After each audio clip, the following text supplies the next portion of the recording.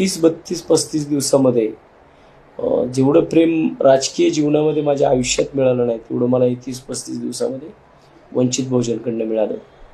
आणि मला वाटतं की ह्या प्रेमाची पाय उतार म्हणून मी ठरवलं. नाहीतर बऱ्याचदा काय होतं की लोकांना असं वाटतं की आला आता थोडा दिवस थांबेल, निवडणूक झाली की परत जाईल. परंतु मी नक्की ह्याचं सगळं उलटं ठरवलं की आता इथंच राहायचं. जे काय असेल ते ह्याच गोरगरिबांमध्ये सुखी राहायचं, यांनाच मोठं करायचं, यांच्यामध्येच लोक घडवायची.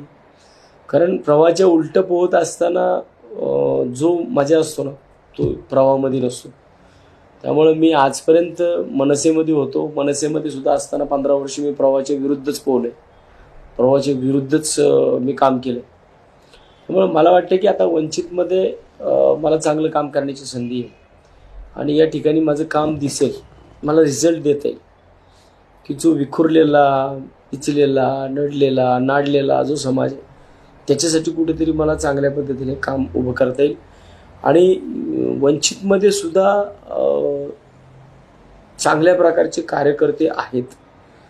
आजपर्यंत काय होतं की नुसतं वंचितच्या कार्यकर्त्यांना असे एक चित्र दाखवलं जातं, अरे तू नाही येऊ शकत, अरे तू नाही येऊ शकत, पण मी सांगू शकतो तू येऊ शकतो, तू लढव, तू लढायची जिद्द ठेव, मी तुझ्या पाठीशी आहे.